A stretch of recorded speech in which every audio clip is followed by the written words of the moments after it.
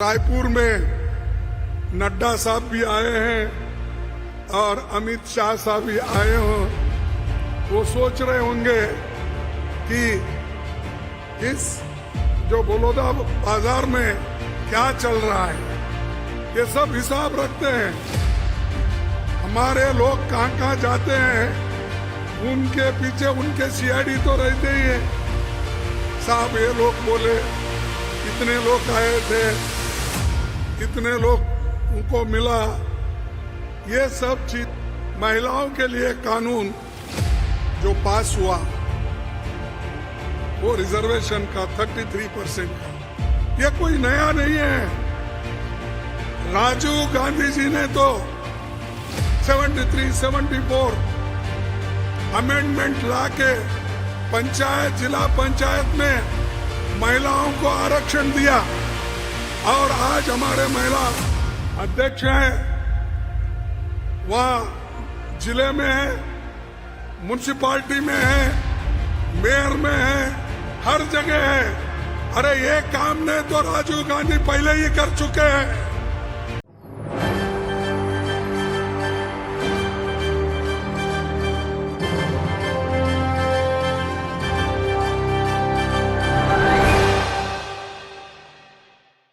रायपुर में नड्डा साहब भी आए हैं और अमित शाह साहब भी आए हो।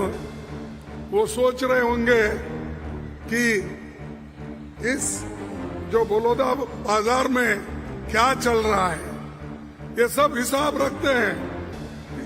हमारे लोग कहाँ कहाँ जाते हैं, उनके पीछे उनके सीआईडी तो रहते ही है। साहब ये लोग बोले, इतने लोग आए थे, इतने लोग उनको मिला। ये सब चीजें उनको बताते हैं, तो इसलिए उनको भी मालूम होगा कि आप इतने लोग जोश के साथ कांग्रेस पार्टी के पीछे हो, साथ हो, और बघेल साहब के साथ आप सभी लोग काम कर रहे हैं और कांग्रेस के पूरे मिनिस्टर एक होकर कर रहे हैं। और जब एक होकर जब काम करते हैं तो तुमको कोई हटा नहीं सकता। जब एक लकड़ी रहती है कोई भी तोड़ सकता है, लेकिन 10 लकड़ियां मिला के अगर उसको तोड़ने के लिए कहो, कभी टूटता नहीं। ऐसा आज सब मिलके आपने जो काम किया, ये बहुत बड़ा काम आप लोगों ने किया, और वो भी हमारे मजदूरों के लिए। जब हमारी सरकार थी, हमने अनेक स्कीम सेंट्रल गवर्नमेंट में लाए थे, और जितने भी स्कीम्स है, प्रोविडेंट फंड का हो, ESIC का हो, और जो मजदूरों को मिलने का हक था उसको पूरी देने की हमने कोशिश की। लेकिन ये सरकार आने के बाद मजदूरों के जो कानून थे उनको कमजोर किया, किसानों के कानून को कमजोर किया, सभी को कमजोर करते चले गए। सिर्फ अमीरों के लिए जो कानून बनना उसको बनाते गए, उनको जो फायदा देना वो देते गए, लेकिन गरीबों के बारे में कभी नहीं सोचा। अगर कोई सोचा है वो कांग्रेस पार्टी के लोग सोचे हैं और कांग्रेस के नेता लोग सोचे हैं। और मैं आपसे एक बात कहूंगा कि गरीब को जो भी मदद करता है उसको हमेशा याद रखा जाता है। एक बात कहता हूं, मैं एक शेर कहता हूं, इतिहास में सम्मान वही पाते हैं, इतिहास में सम्मान वही पाते हैं जो गरीबों के लिए लड़ते हैं, जो गरीबों के लिए लड़ते हैं। और इतिहास उन्हें माफ नहीं करता जो गरीबों से लड़ते हैं। जो गरीबों के लिए लड़ते हैं वो तो इतिहास बनाते हैं, लेकिन जो गरीबों को खत्म करने की बात करते हैं वो खुद ही खत्म होते हैं। तो इसीलिए बीजेपी के लोग आज गरीबों को खत्म कर रहे हैं और अमीर लोगों को बढ़ावा दे रहे हैं।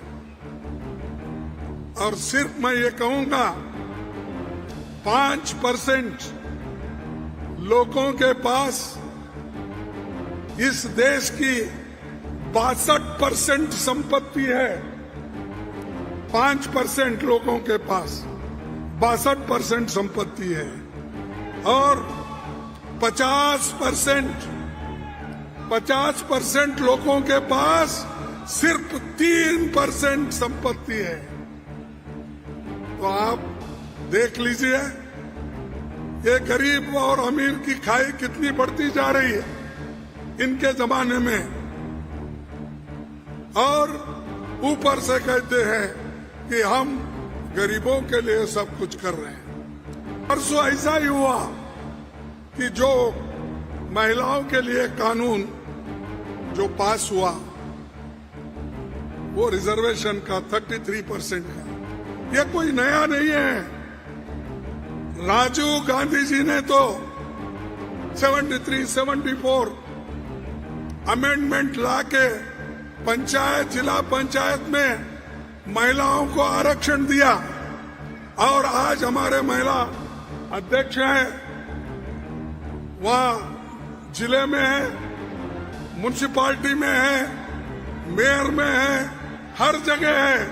अरे ये काम ने तो राजीव गांधी पहले ही कर चुके हैं। और आप जब राजीव गांधी महिलाओं के लिए 33% रिजर्वेशन लाया, उस वक्त यही बीजेपी के लोग उसको विरोध किए और हमको हार खाना पड़ा। हम एक सदन में हमको बहुमत मिला, लेकिन दूसरे सदन में यही बीजेपी के लोग उसको खिलाफ करके हमारे उस महिला बिल को, रिजर्वेशन बिल को खत्म किया। आज छाती ठोक के कहते हैं कि हमने किया, और कब करने वाले हैं? वो खुद ही कहते हैं कि 2024 को नहीं होने वाला है, 2029, 2029, फिर उसके बाद जब सेंसस होगा, डिलिमिटेशन होगा, उस वक्त ये सब लागू होगा, यानी 2034 में लागू होगा। इसका मतलब यही है कि अगर इनको देने में, महिलाओं को सपोर्ट करने में, महिलाओं को रिजर्वेशन देने का अगर इनके पास इच्छा शक्ति है तो आज ही वो लोग कर सकते हैं। हमने उसी लिए पार्लियामेंट में अपने मुद्दा रखा, राहुल जी रखे, सोनिया जी रखे। पहली बार हम सभी ने कहा कि इसको 2034 तक ले जाने की जरूरत नहीं, ये अभी कर सकते। जो हमारे पास जितने एमपीज है, वो एमपीज के आधार पर कितने नंबर है उसमें 1/3 करो और इलेक्शन चुनाव 2024 में लड़ाओ। क्यों नहीं हो सकता? लेकिन वो उनको सिर्फ लोगों को बताना है, काम करना नहीं है। लोगों को सिर्फ भ्रमित रख के अरे मोदी जी कुछ कर रहे हैं हमारे लिए, ये बोलते बोलते 2024 का इलेक्शन निकल जाना।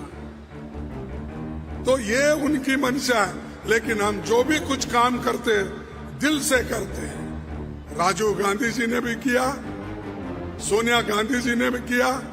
सब कुछ हमने अपने लोगों को मदद करने के लिए करते हैं, किसी को खुश करने के लिए नहीं।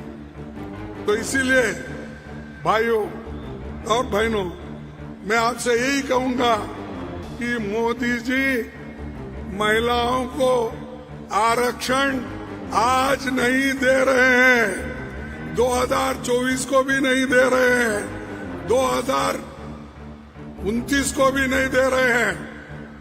बोले हैं 2034 को ये आएगा, तब तक वो ना रहेंगे ना हम रहेंगे। हाँ, उन्हों भी नहीं रहेंगे। अरे पहले तो 2024 का हिसाब डालो, फिर बाद में देखेंगे। ये सब लोगों को बोलने की बातें और वोट लेने के लिए सब कुछ करते हैं। कितना झूठ बोलना है सब बोल देते हैं। जैसा कि पहले ही बोले जुमला कि 2 करोड़ रुपए सबको, 2 करोड़ नौकरियां इस देश में मैं हर युवक को देता हूं। उन्होंने कहा अरे 2 करोड़ नौकरियां हर साल देने वाले, अब तक 10 करोड़ नौकरियां मिलना था। 15 लाख रुपए देने वाले हर एक को अब तक मिलना था। किसानों की दुगनी आमदनी करने वाले अब तक वो मिलना था। जब उनको पूछा जाता है वो कहते हैं शाहजी ये सब जुमले हैं बोलते। तो जब वो जुमला हो सकता है तो महिला आरक्षण भी एक जुमला ही है। ये भी एक जुमला है, क्योंकि उनके दिमाग में क्या है, लोग हम जो भी कहते हैं उसको लोग भूल जाते हैं बाद में। जो भी हम उनको प्रॉमिस करते हैं या जो भी हम उनको बात बताते हैं वो थोड़े दिन में लोग भूल जाते हैं, फिर हमको वोट मिलते हैं। ये उनके दिमाग में। लेकिन आप उनको 2024 में सबक सिखाना ही होगा। आप सभी लोग मिलके हाथ के निशाने के ऊपर अगर बटन दबाए तो ये नहीं रहेंगे 2024 में। अगर आप मेहनत नहीं करेंगे, सिर्फ यहाँ सुन के जाएंगे, कार्यक्रम लेके जाएंगे, बगैर देते जाएंगे, तुम लेते जाएंगे, फिर हमको भूलेंगे। ऐसा नहीं होगा, ऐसा नहीं होगा ना, नहीं होगा। हाँ, तो आप सभी हाथ के निशान पे वोट देंगे। अरे जरा जोर से बोलो भाई, हमारी भी मेहनत है इसमें। देंगे। इसीलिए हमेशा मैं ये कहता हूं, लोगों को मैं हमेशा कहता हूं, आप वोट देना है तो ये जात पात वो ये देख के नहीं देना। हमारे पास कहावत है, न जात न पात, बटन दबाओ हाथ पर, कुछ और कुछ नहीं देखना। और जब बटन आप हाथ पे दबाएंगे तभी फिर से कांग्रेस की सरकार आएगी और मंच में जो लोग बैठे हैं फिर से वो आपके मंत्री बनेंगे। भाई, और एक बात मैं बताना चाहता हूं कि आज राहुल जी, सोनिया जी, प्रियंका जी, ये सब लोग कोशिश कर रहे हैं, एक उसूलों के लिए कोशिश कर रहे हैं, गरीबों के साथ देने के लिए कोशिश कर रहे हैं। उनके साथ देना हमारा फर्ज होता है। कन्याकुमारी से लेकर कश्मीर तक राहुल गांधी जी अकेले चल पड़े, उनके साथ लाखों लोग, गरीब, महिलाएं, बच्चे, विद्यार्थी, जर्नलिस्ट, ये सब चलते चले गए। कई के लिए? वो आपके लिए, हमारे लिए, देश में लोकतंत्र को बचाने के लिए, संविधान को बचाने के लिए हम सब कोशिश कर रहे हैं। और बीजेपी के लोग इस संविधान को खत्म करके दूसरा संविधान लाना चाहते हैं। वो थोड़ा थोड़ा थोड़ा अपने विचारों को लोगों में छोड़ देते हैं, फिर बाद में कहते हैं नहीं नहीं नहीं, हमारा मकसद ये नहीं है, हमारा मजबूत करना है, ये कहते हैं। तो इसीलिए मैं गरीबों से विनती करता हूं, दलितों से विनती करता हूं, ट्राइबल से विनती करता हूं, पिछड़े हुए लोगों से विनती करता हूं, अगर आप इस लड़ाई में हारेंगे तो संविधान और लोकतंत्र इस देश में बचेगा नहीं। अगर उसको बचाना है तो आपको लड़ना होगा, राहुल जी के साथ देना होगा, कांग्रेस के साथ देना होगा।